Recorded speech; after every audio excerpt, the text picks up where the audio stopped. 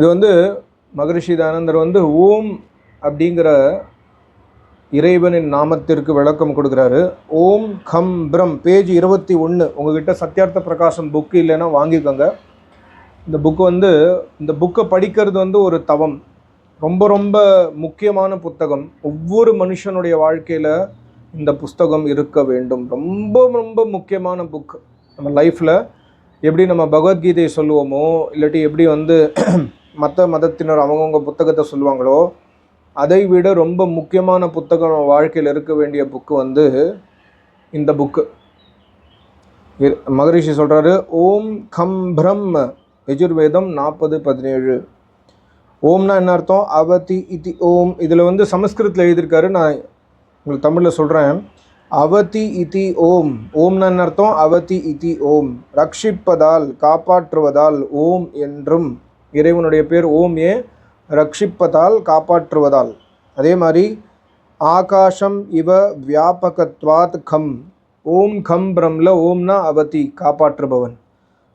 கம்னா ஆகாஷம் இவ வியாபகத்வாத் கம், ஆகாயத்தை போல் நீக்கமர நிறைந்திருப்பதால் கம் எனவும், மற்றும் சர்வேபயோ பிருகத்வாத் பிரம்ம, எல்லாவற்றையும் விட உன்னதமாயிருப்பதால் பிரம்மா எனவும் இறைவனின் நாமங்களாகும். அர்த்தம் எழுதுறது, ஓம் இதி ஏதத் அக்ஷரம் உதுகீதம் உபாசீத. சாந்தோக்கியோபனிஷதம் 1/1. ஓம் எவருடைய பெயரோ மற்றும் எக்காலமும் அழியாதிருப்பவர் எவரோ அவரே வழிபடத்தக்கவர், மற்றவர் அல்லார். இறைவனை தவிர நம்ம வேற யாரையும் உபாசனை செய்யக்கூடாது. அந்த இறைவனுடைய பேர் ஓம். ஓம் எவருடைய பெயரோ மற்றும் எக்காலமும் அழியாது யார் இருக்கிறாரோ. இப்போ ஸ்ரீகிருஷ்ணரை உபாசிக்கிறோம், ஸ்ரீராமரை உபாசிக்கிறோம், அவங்கெல்லாம் பிறந்தாங்க இறந்தாங்க, அவங்க இறைவன் கிடையாது. ஓம் இதி ஏதத் அக்ஷரம். அக்ஷரம்னா அழிவற்றவன் பரமாத்மா.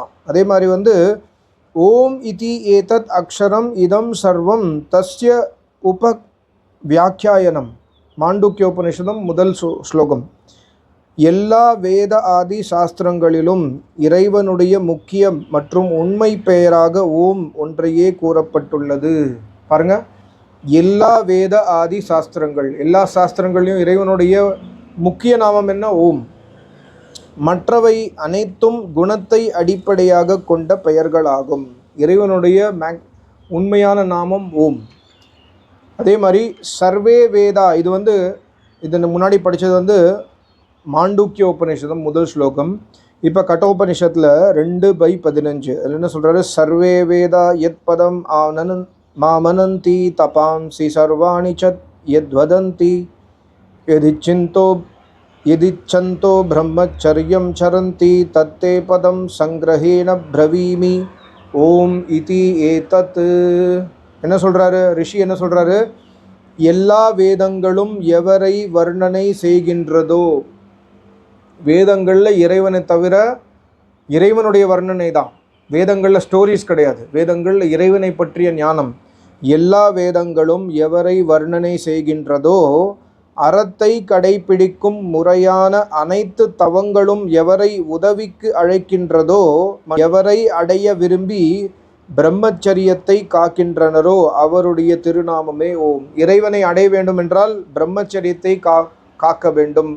பிரம்மச்சரியம்னா உடலை அடக்க வேண்டும், புலன்களை அடக்க வேண்டும். அதே மாதிரி அறத்தைனா தர்மத்தை கடைபிடிக்கும் முறையான அனைத்து தவங்களும். தர்மத்தை கடைபிடிப்பது ஒரு தவம். பொய் சொல்லாமல் இருக்கிறது ஒரு தவம். தினசரி அக்னியில் ஆகுதி போடுறது ஒரு தவம். இறைவனை தினசரி தியானம் பண்ணுறது ஒரு தவம். ரொம்ப கஷ்டம் வந்தாலும் வேதத்தை விட்டு விலகாமல் இருப்பது ஒரு தவம்.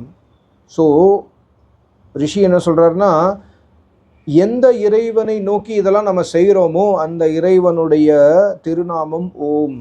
அந்த இறைவனை ஓம்னு தெரிஞ்சுக்கோ.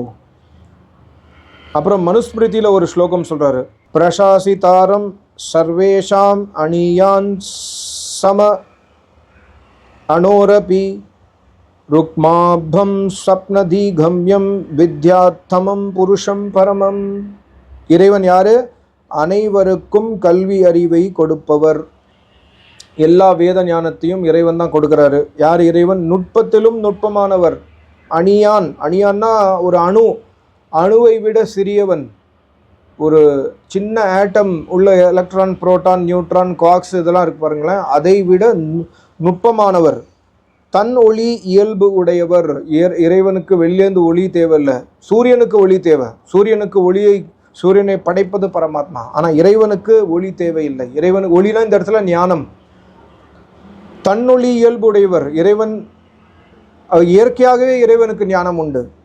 சமாதி நிலை புத்தியால் அறிய தகுந்தவர். இறைவனை நம்ம எப்படி அறிய முடியும்? சமாதி அடைந்து அறிய முடியும். சமாதினா சாகிறது கிடையாது. சமாதினா இறைவனை உணர்வது. யோக சித்த விருத்தி நிரோதக, இறைவனை சமாதியில் உணர முடியும். அவரையே பரமபுருஷன் என அறிய வேண்டும். அந்த பரமபுருஷனுடைய பெயர் ஓம். அப்புறம் மனுஸ்மிருதியில் திருப்பி சொல்றாரு, ஏதம் அக்னிம் வதந்த ஏகே மனுமன்யே பிரஜாபதிம் இந்திரமேகே பரே பிராணம் அபரே பிரம்ம சாஸ்வதம். இறைவன் ஏகேன ஒருவனே, தன்னொளி இயல்புடையதால் இறைவனுடைய பெயர் அக்னி, விஞ்ஞானமயமானதால் இறைவனுடைய பெயர் மனு, அனைத்தையும் பரிபாலிப்பதால் இறைவனுடைய பெயர் பிரஜாபதி, அனைத்து பேர்களையும் உடையதால் இறைவன் இந்திரியன், இறைவனுடைய பெயர் இந்திரன். அப்புறம் அசையும் அசையா சகலத்தின் ஆதாரமானதால் இறைவனுடைய பெயர் பிராணன், மற்றும் இடைவெளி இல்லாமல் எங்கும் நீக்கமர நிறைந்திருப்பதால் இறைவனுடைய பெயர் பிரம்மா என இறைவனின் குணத்திற்கு ஏற்றது போல் பெயர்கள் உண்டு. இது மனு பகவான் சொல்றார், மனுஸ்மிருதி 12/123.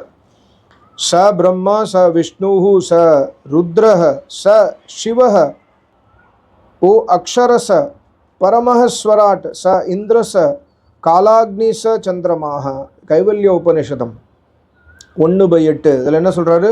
சகல உலகையும் உருவாக்கியதால் பிரம்மா, எங்கும் நீக்கமர நிறைந்துள்ளதால் இறைவனுடைய பெயர் விஷ்ணு, எங்கும் நீக்கமர நிறைந்து உள்ளதால் இறைவனுடைய பெயர் விஷ்ணு.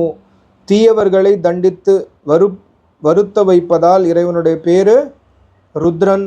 மங்களமயமானதாலும் அனைவருக்கும் நன்மை செய்பவனானதாலும் சிவன் இறைவனுடைய பெயர். யஹ சர்வம் அஷ்ணுதே ந க்ஷரதி ந வினஷ்யதி தத் அக்ஷரம். எவர் எங்கும் நிறைந்து அழிவற்றவரோ அவர் அக்ஷரம். பாருங்க, யஹ சர்வம் அஷ்ணுதே ந க்ஷரதி ந வினஷ்யதி தத் அக்ஷரம். க்ஷரத்தினா அழியறது, ந வினஷ்யதி இறைவன் அழிய மாட்டார், இறைவன் வினஷ்யனா நாசமாக மாட்டார். எங்கும் நிறைந்து அழிவற்றவரோ அவர் அக்ஷரம். தன்னொளி இயல்புடையதால் இறைவனுடைய பேர் ஸ்வராட். இதுக்கு முன்னாடி ஸ்லோகத்தில் தன்னொளி இயல்புடையதால் இறைவனுடைய பேர் அக்னி. இந்த மந்திரத்தில் இறைவனுடைய பேர் ஸ்வராட்டம். மற்றும் யோ அக்னிரிவ காலஹ கலேயதா பிரளயகர்த்தா ச காலாக்னீர் ஈஸ்வரஹ. பிரளயத்தில் எல்லாவற்றிற்கும் காலன், காலத்திற்கும் காலனானதால் இறைவனின் பெயர் கால அக்னி. காலத்திற்கும் எல்லாத்தையும் அழிச்சிடுவார் இறைவன், ஆனால் இறைவன் அழிய மாட்டார். எல்லாம் காலமாகிவிடும், எல்லாமே செத்துரும், எல்லாமே மறைந்து விடும், இறைவன் மறைய மாட்டார். அதனால் இறைவனுடைய பேர் காலாக்னி. இது கைவல்ய உபனிஷதம்.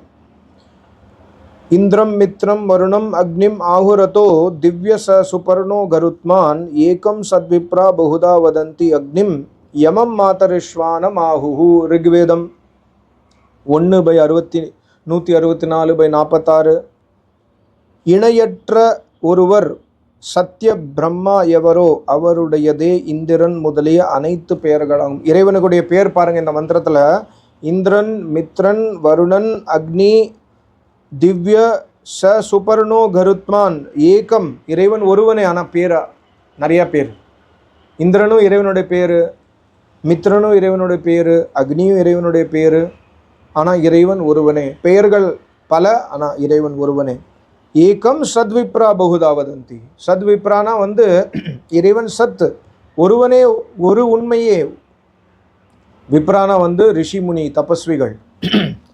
பகுதா வதந்தி பல பெயர்கள், இறைவனுடைய பல பெயர்களோ கூப்பிடுவாங்க அவங்க. தியூஷு சுத்தேஷு பதார்த்தேஷு பவோ திவ்ய. சான்ஸ்கிரிட் தெரிஞ்சதுன்னு வச்சுக்கோங்களேன். இதில் சான்ஸ்கிரிட்டில் எழுதியிருக்காரு மகரிஷி. அது தமிழில் அவங்க எழுத முடியல, ஏன்னா தமிழில் எழுத முடியாது. சான்ஸ்கிரிட்டை தமிழில் எழுத முடியாது. சான்ஸ்கிரிட்டை ஹிந்தியில் எழுதலாம், அதாவது ஹிந்தி அக்ஷரத்தில் தான் சான்ஸ்கிரிட் எழுதப்பட்டது. பட் தமிழில் ஏன் எழுத முடியாதுன்னா, சான்ஸ்கிரிட்டில் சில வார்த்தைகள், இப்போ தியூஷு இருக்குன்னா த தான் போட முடியும், த கிடையாது தமிழில். அதனால தமிழில் எழுதலை. தியூஷு சுத்தேஷு. இப்போ சுத்தம்னு ஒரு வார்த்தை இருக்குன்னா சான்ஸ்கிரிட்டில், அதை தமிழில் எழுதும்போது சுத்தம் சு இத் த இம்னு வருதுல்ல, ஷு இத்து இத்து வராது தமிழில். ஸோ அதனால் அவங்க தமிழில் எழுதலை அது. தியூஷு சுத்தேஷு பதார்த்தேஷு பவோ திவ்ய. இறைவனுடைய பேர் திவ்யன். ஏன்? இயற்கை முதலிய சிறந்த பொருட்களில் நிறைந்தவர், இயற்கையில் நிறைந்தவர் இறைவன், அதனால் இறைவன் திவ்யன். சோபனானி பர்ணானி பாலனானி பூர்ணானி கர்மாணி வா யஸ்ய சஹ சுபர்ணன். இறைவன் ஏன் சுபர்ணா? சோபனானி பர்ணானி, உத்தமமான பரிபாலனம் மற்றும் குறையற்ற பரிபூர்ண செயல்கள் செய்பவர், அதனால் இறைவன் சுபர்ணன். யோ குருவாத்மா ச கருத்மான். யோ குருவாத்மா ச கருத்மான். கருத்மான் என்ன அர்த்தம்? எவருடைய ஆத்மா, அதாவது இயல்பு உயர்ந்ததோ மிகச்சிறந்ததோ, அதனால் இறைவன் பேர் கருத்மான். இந்த மந்திரத்தில் வருது பாருங்க, கருத்மான். கருத்மான் இறைவனுடைய பேர். யோ மாதரிஷ்வா வாயுர் இவ பலவான் ச மாதரிஷ்வா. வாயுர் இவ பலவான், வாயுவை போன்ற. மாதரிஷ்வா இறைவனுடைய பேர். ஏன்? வாயுவை போல் எல்லையற்ற பலமுடையவர். புயல் காத்தடிச்சா எல்லாத்துக்கும் தூக்கின் போயிடும். எல்லையற்ற பலமுடையவர் இறைவன், அதனால் இறைவனுடைய பேர் மாதரிஷ்வா. இவ்வாறு இறைவனுக்கு திவ்யன், சுபர்ணன், கருத்மான் மற்றும் மாதரிஷ்வா முதலிய நாமங்களும் உண்டு. எஞ்சிய நாமங்களின் விளக்கம் பிறகு எழுதுவோம் அப்படின்னா வரும், புத்தகத்தில் வரும். ஸோ இது இறைவனுடைய ஓம்காராதி நாம விளக்கத்தில் நம்ம இறைவனுடைய எட்டு மந்திரங்கள், 8 ஸ்லோகங்கள் 8 மந்திரங்கள் மூலமாக மகரிஷி சொல்லியிருக்கார். திருப்பி ரிவைஸ் பண்ண, இப்போ நான் இந்த புத்தகத்தை வந்து ஐ திங்க் மேபி இந்த சாப்டரை 30th டைமோ 40th டைமோ படிக்கிறேன். திருப்பி ஆரம்பிக்கணும், திருப்பி ஆரம்பித்து படிக்கணும். இன்ஸ்பிரேஷன் என்னென்னா, குருநாதர் ஆச்சாரியர்லாம் அப்படி தான் பண்ணுவாங்க. திருப்பி அந்த மந்திரத்தை சொல்லுவாங்க, சாகும் வரை சொல்லுவாங்க. இப்போ ஓம் அவதி இதி ஓம், அவதி இதி ஓம். ஓம்ங்கிற வார்த்தை சொல்லும்பொழுது அவதி இதி ஓம், அவதி அவரக்ஷனே, காப்பாற்றுபவர், நம்மளை வந்து காப்பாற்றுறவர் பரமாத்மா. இதில் எழுதி பாருங்க, ரட்சிப்பதால் ரட்சித்து காப்பவர் பரமாத்மா. இறைவா ரட்சித்து காப்பாற்று என்னை, அவதி இதி ஓம். அதே மாதிரி வந்து ஓம் கம் பிரம், கம்னா ஆகாசம், பிரம்னா வந்து அனைத்திலும் பெரியவர். இந்த மாதிரி இறைவனோட நாமங்களை ரிவைஸ் பண்ணிகிட்டே இருக்கணும். அப்போ என்ன ஆகுன்னா, நம்மளுடைய வாழ்க்கையில் இறைவன் சேர்ந்துருவார். எப்படி டீ குடிக்கிறோம், காஃபி குடிக்கிறோம், அதில் சர்க்கரை போட்டு கலக்கிறோமோ, ஒரு ஸ்பூன் சர்க்கரை போடுறோம், 2 ஸ்பூன் சர்க்கரை போடுறோம், 2 ஸ்பூன் சர்க்கரை போட்டு ஒரு கப்பு காஃபியில் வந்து கலந்து குடிக்கும்போது எல்லா இடத்துலையும் காஃபியோடு சேர்ந்து சர்க்கரை அவ்வளோ டேஸ்ட்டாக இருக்குல்ல. அதே மாதிரி இறைவனை வந்து சேர்த்துட்டே இருக்கணும் வாழ்க்கையில். எந்த சுச்சுவேஷன்லையும் இறைவனை மறக்கக்கூடாது. அது மறக்காமல் இருக்கிறதுக்கு நம்ம இந்த மாதிரி சுவாத்தியாயம் பண்ணோம். இப்படி சுவாத்தியாயம் பண்ணினா இறைவன் வந்து நம்ம காஃபியில் சர்க்கரை சேர்ற மாதிரி நம்ம உடம்புல சேர்ந்துருவார். இறைவன் நம்மளுடைய மனசில் சேர்ந்துருவார். நம்ம இறைவனுடைய நினப்பிலேயே இருப்போம். நமக்கு சோகம் வராது, டிப்ரெஷன் வராது, ஆங்ஸைட்டி வராது, பிரச்சனை வந்தாலும் அதை சமாளிக்கலாம், ஸ்ட்ரெஸ் ஆங்ஸைட்டி வந்தாலும் அதை சமாளிக்கலாம். ஏன்னா இறைவன் மேலே நம்பிக்கை. நமக்கு சொல்லுவோம் இறைவன் மேலே டவுட் வராது. நான் பண்ண கர்மத்திற்கு நீ வந்து நான் வந்து உன் நாமத்தை எடுக்கிறேன்னு சொல்லிட்டு எனக்கு நீ வந்து தயவு காட்டலை, நீ நியாயக்காரி. அவர் இறைவனை நம்ம நல்லா புரிஞ்சுப்போம். எப்படி ஒரு ஹஸ்பண்டு ஒய்ஃபு ரொம்ப கஷ்டமான சூழ்நிலையில் இருக்கும்போது, ஹஸ்பண்ட் வந்து கஷ்டத்தில் இருக்கான், ஒய்ஃப் புரிஞ்சுக்கிறான், இல்லை ஒய்ஃப் கஷ்டத்தில் இருக்கா, ஹஸ்பண்ட் புரிஞ்சுக்கிறான். அந்த அண்டர்ஸ்டாண்டிங் இருக்குது பாருங்களேன். அந்த மாதிரி நம்ம இறைவனை அண்டர்ஸ்டாண்ட் பண்ணிவிடுவோம். நமக்கு கஷ்டம் வரும்பொழுது நமக்கு தெரியும், நான் பண்ண தப்புனால எனக்கு கஷ்டம் வருது. இறைவன் மேலே எந்த தப்பும் கிடையாது. இறைவன் நியாயக்காரி. ஸோ இறைவன் வந்து நாத்திகனுக்கும் உணவு அளிப்பவன். ஸோ இறைவன் வந்து பாரபட்சம் இல்லாமல் எல்லாருக்கும் நியாயம் செய்பவன். நான் இறைவனோட நாமத்தை எடுக்கிறேன்னு சொல்லிட்டு இறைவன் எனக்கு ஸ்பெஷாலிட்டி எதுவும் கொடுக்க மாட்டார். ஆனால் இறைவனோட நாமத்தை நம்ம எதுக்கு எடுக்கணும்? நம்ம இறைவனோட நாமத்தை எடுத்தால் நம்மளுடைய குணம் வந்து இறைவனுடைய குணமோடு சேரும். இறைவன் தூய்மையானவன், நம்மளும் தூய்மையாக மாறுவோம். இறைவன் வந்து பொய் பேச மாட்டான், நம்மளும் பொய் பேச மாட்டோம். இறைவன் வந்து நியாயம் பண்ணுவார், நம்மளும் நியாயம் பண்ணுவோம். நம்மளும் வந்து திருட மாட்டோம், நம்மளும் பொய் பேச மாட்டோம், நம்ம லஞ்சம் வாங்க மாட்டோம். ஸோ நம்மளுடைய குணம் வந்து தூய்மை ஆகிண்டே போயிட்டே இருக்கும். அதனால இறைவனோட நாமத்தை நம்ம சேர்க்க வேண்டும் வாழ்க்கையில். ரொம்ப நன்றி, நமஸ்காரம். ஓம்.